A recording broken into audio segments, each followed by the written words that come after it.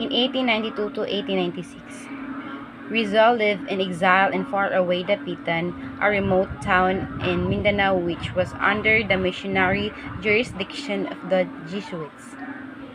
This fourth interregnum in his life was tediously unexciting, but it was abundantly fruitful, with varied achievements.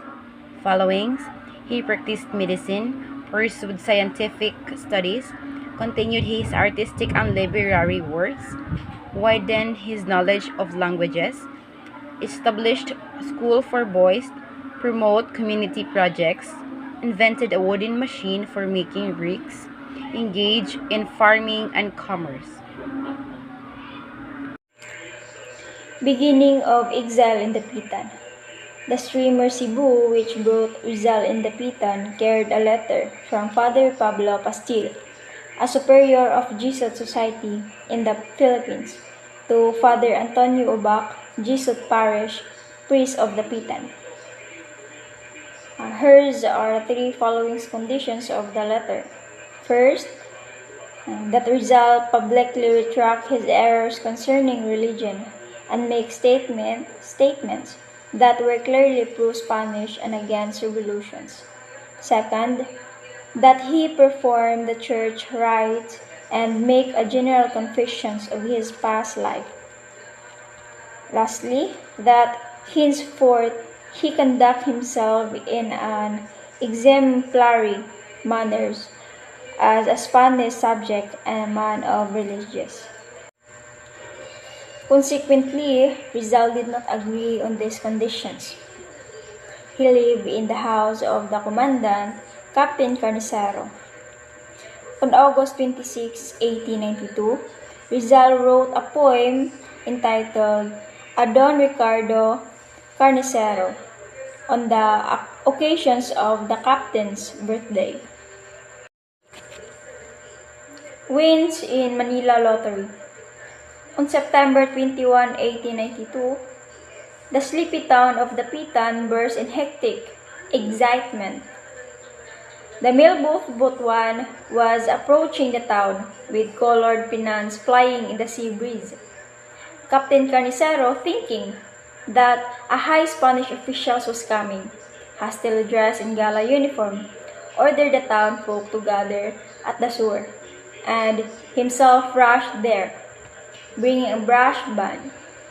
The mailboat Butuan brought no Spanish officials, but the happy tidings that the lottery ticket number 9736, jointly owned by Captain Carnicero, Dr. Rizal, and Francisco Equilon, Spanish residents of Dipolog, a neighboring town of Dapitan, won the second prize of 20,000 in government-owned Manila Lottery. Rizal's share of the winning lottery ticket was 6,200.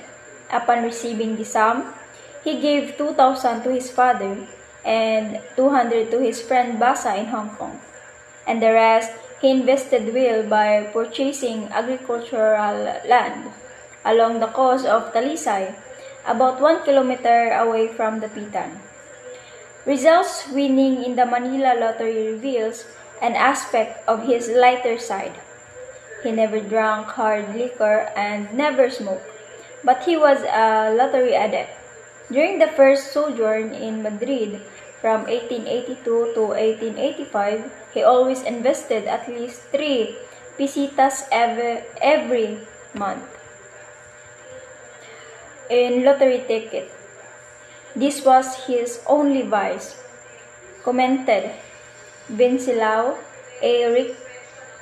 Ritana, his first Spanish biographer and former enemy. Rizal Pastel debate on religion. It started when Father Pastel sent him a book by Sarda with advice that the latter or Rizal should be deceased from his mahaderas or foolishness, imbue religion from presumptions of individual judgment and self-esteem. This interesting debate between the two brilliant polemicists ended inclusively. Rizal could not be convinced by Pastel's argument, thus he lived in Dapitan, beyond the pale of his mother church. The debate can be read in 4 letters.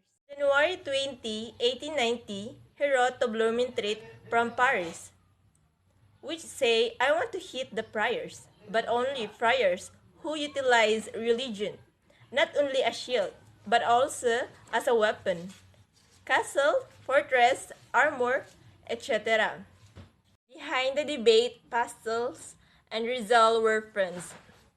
Pastel gave Rizal a copy of Imitation, the Cristo by Father Thomas as a Kempis, Imitation of Christ. Rizal gave Pastel a bust of St. Paul, which he had made. Rizal challenges a Frenchman to duel. While Rizal was still debating with Father Pastel by means of exchange of letters, he became involved in a quarrel with a French acquaintance in Dapitan, Mr. Juan Lardet, a businessman. This man purchased many logs from the lands of Rizal. It so happened that some of the logs were of poor quality.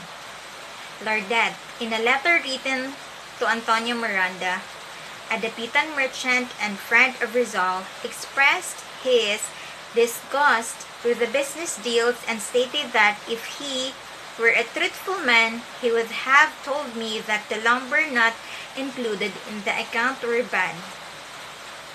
Miranda discreetly forwarded Lardet's letter to Rizal, one of the hero's weakness, it should be noted, was his sensitivity. When he read Lardet's letter, he flared up in anger, regarding with the Frenchman's unsavory comment as an affront to his integrity. Immediately he confronted Lardet and challenged him to a duel.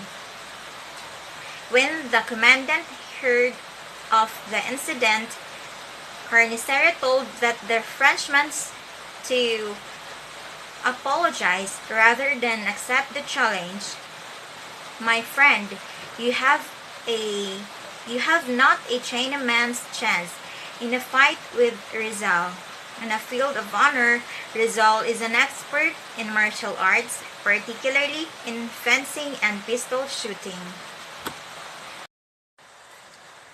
On March 30, 1893, Lardet wrote a letter to Rizal, apologizing for the insulting comment.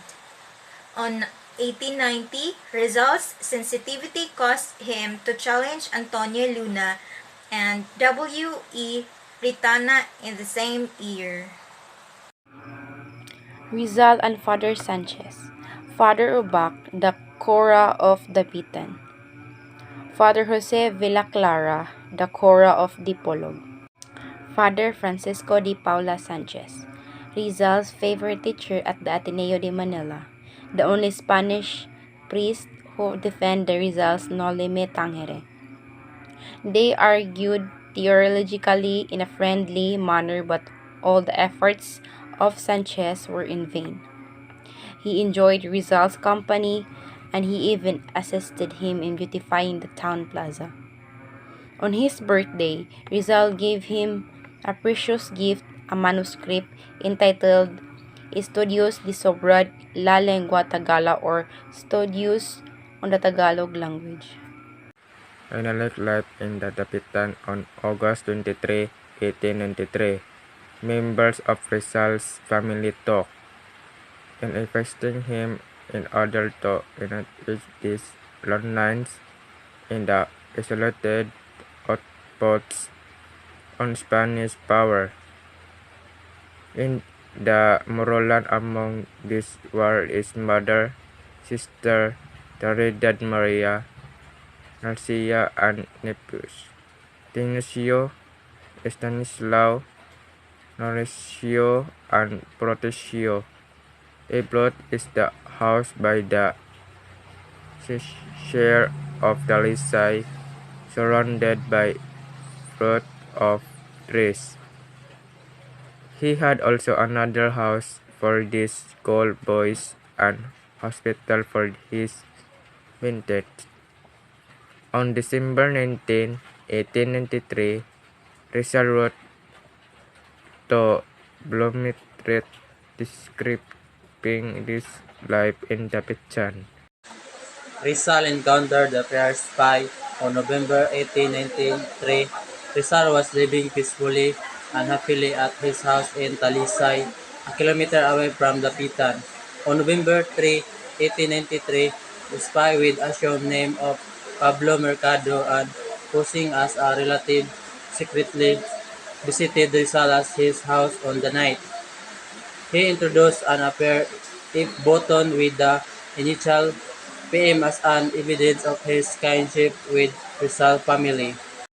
On May 4, 1893, Captain Juan Sitges, who succeeded Captain Carnicero as command in the Dapitan, ordered arrest of Pablo Mercado and introduced Anastasio Adriatico, investigate him immediately. Florencio Namanan, the real name of Pablo Mercado, he was a native of Cagayan de Misamis, single, and about 30 years old. He was hired by the Catholic friars to a secret mission in Dapitan to introduce himself to Rizal as a friend and relative to spy on Rizal activities and to filch certain letters and writing of Rizal which might incriminate him the revolutionary movement. Dapitan. Rizal practiced medicine in Dapitan. He had many patients, but most of them were poor so that he even gave free medicine in August 23. His mother and sister Maria arrived in Dapitan and lived with him for a year and a half. He operated on his mother's right eye. Rizal famed as a physician, particularly as an eye specialist, despite far and wide. He had many patients who came from different parts in the Philippines. Ignacio Tumarong, a rich Filipino patient who was able to see again because of Rizal ophthalmic skill. He paid 3,000 since he was highly gratified by the restoration of his sight. An Englishman, a rich man, paid 500 Don Florencio Azcárraga, a rich hacendero of Aklan, who has also court of eye helmet and paid Rizal a cargo of sugar. System in Dapitan. In Dapitan, he applied his knowledge of engineering by constructing a system of waterworks in order to furnish clean water to the town people.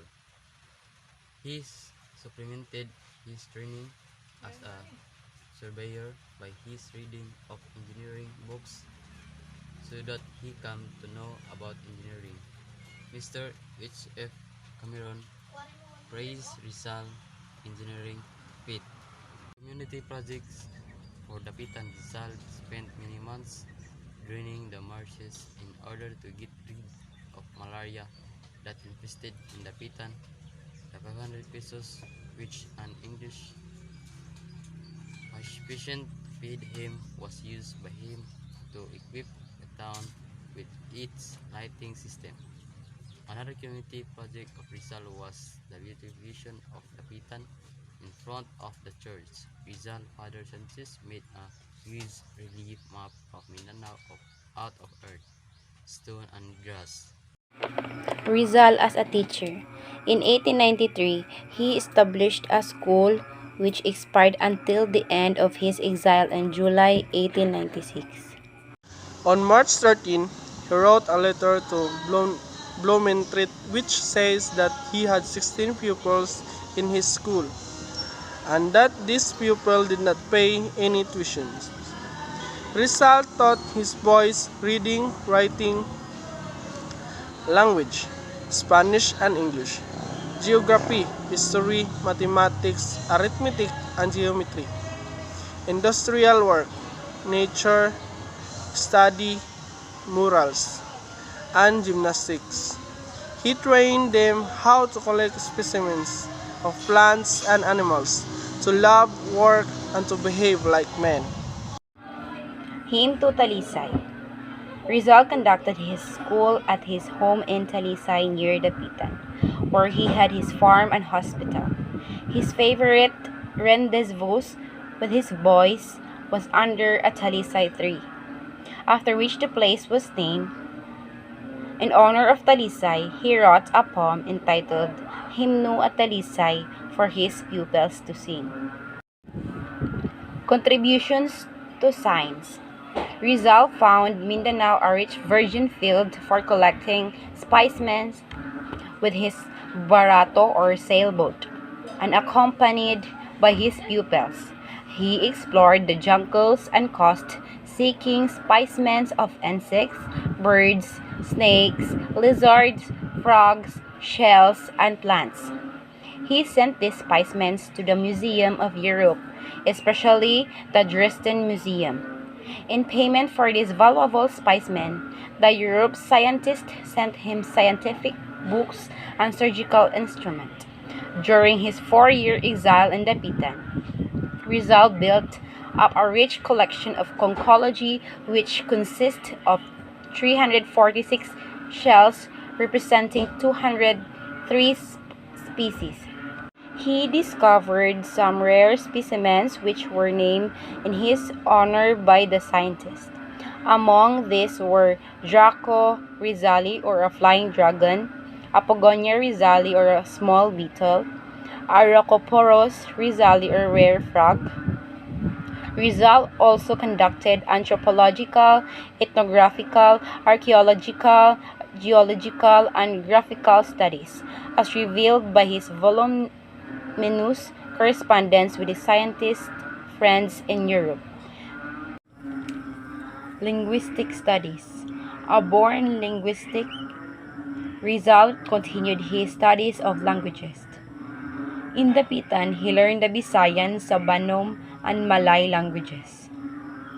He knew 22 languages as follows: Tagalog, Ilocano, Visayan, Subanon, Spanish, Latin, Greek, English, French, German, Arabic, Malay, Hebreo, Sanskrit, Dutch, Catalan, Italian, Chinese, Japanese, Portuguese, Swedish, and Russian.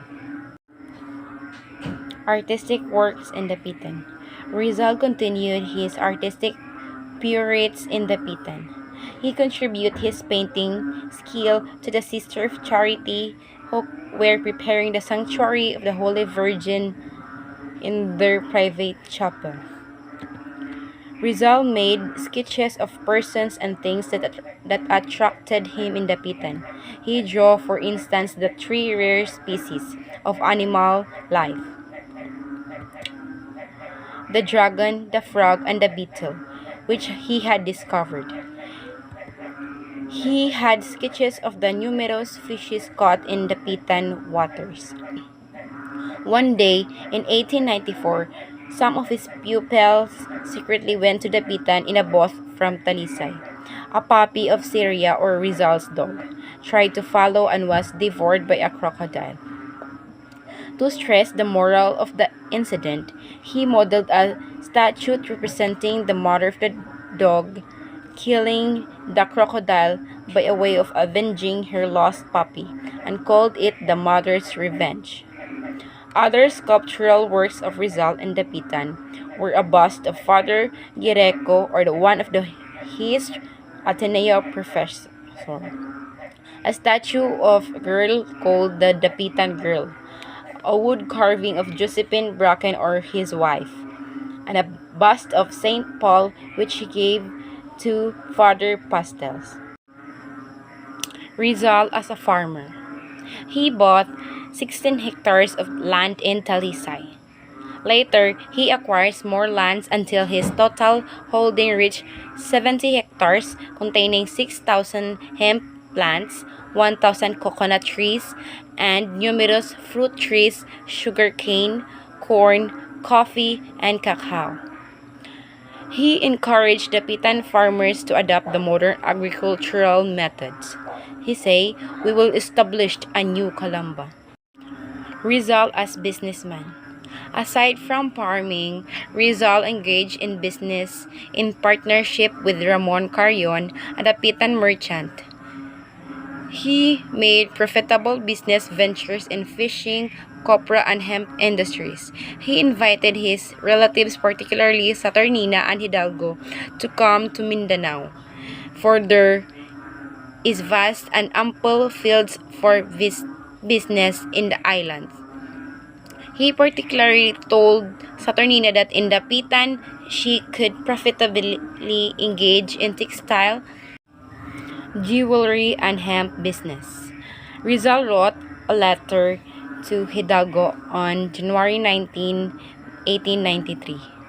According to Rizal, he instructed Hidalgo to help him buy a big net for trawl fishing or pukutan, and to send him two good Calamba fishermen who could teach the Dapitan folks better methods of fishing.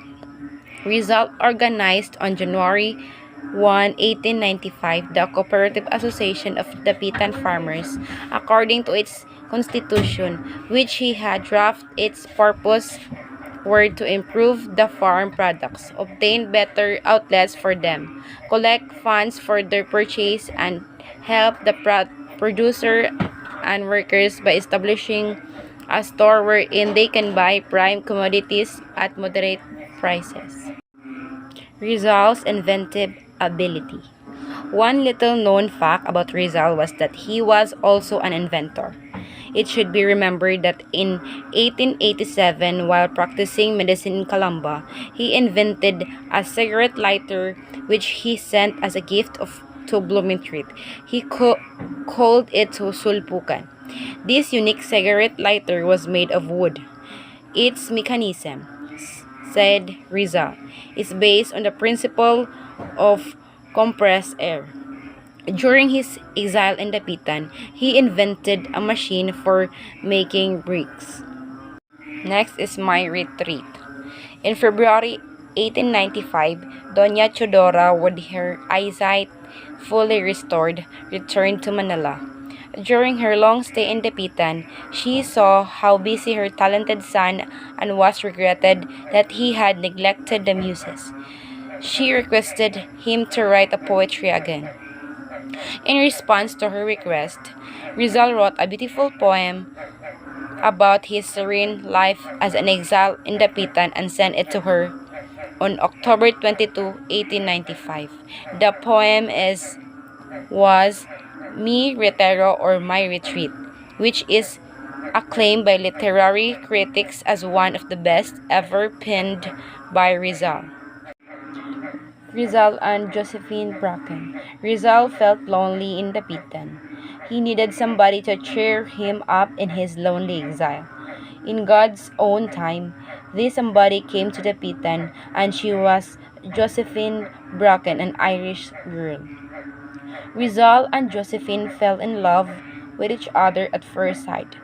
After a whirlwind romance of 1 month, they agreed to marry, but Father Ubak, the priest of Dapitan, refused to marry them without the permission of the Bishop of Cebu. At one time, Rizal wrote a poem for Josephine which runs Josephine. In early part of 1896, Rizal was extremely happy because Josephine was expecting a baby.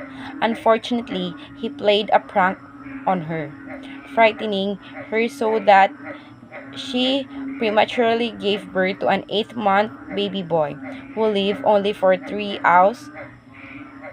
This lost son of Rizal was named Francisco, in honor of Don Francisco, the hero's father, and was buried in Dapitan. Rizal and the Katipunan. The secret revolutionary society called Katipunan, which he founded on July 7, 1892, in a secret meeting of the Katipunan at a little river called Bitukang Manok near the town of Pasig on May 2, 1896. Dr. Pio Valenzuela was named emissary to Dapitan in order to inform Rizal of the plan of the Katipunan to launch a revolution for freedom's sake. Rizal objected to Bonifacio's audacious project to plunge the country in a bloody revolution. He was of the sincere belief that it was premature, for two reasons. First, the people are not ready for a revolution. Second, arms and funds must first be collected before raising the cry of revolution. He also disapproved of the other plan of the Katipunan to rescue him because he had given his words of honor to the Spanish authorities and he did not want to break it. Volunteers as military doctor in Cuba. Months before the Katipunan contacted him, Rizal had offered his services as military doctor in Cuba, which was then in the throes of a revolution and raging yellow fever epidemic. There was a shortage of physicians to minister to the needs of the Spanish troops of the Cuba people. It was Blumentritt who told him of the deplorable health situation in war-ridden Cuba and advised him to volunteer as army physician there. Acting upon Blumentritt's advice, Rizal wrote to Governor General Ramon Blanco Despujul's successor on December 17, 1895, offering his service as military doctor in Cuba. A letter from Governor Blanco dated July 1, 1896 arrived in Dapitan notifying him of the acceptance. The Song of the Traveler. Great was Rizal's joy in receiving the gladsome news from Malacanang. At last, he was free once more. He was going to travel to Europe and then to Cuba. It was with this joyous thought of resuming his travels that he wrote his heart-warming poem, El Canto del Viajero, or the Song of the Traveler. Adios, Dapitan. On July 31, 1896, Rizal's 4 years' exile in Dapitan came to an end. At midnight of the date, he embarked on board the steamer España. He was accompanied by Josephine, Narcisa, Angelica, or Narcisa's daughter, his 3 nephews, and 6 pupils.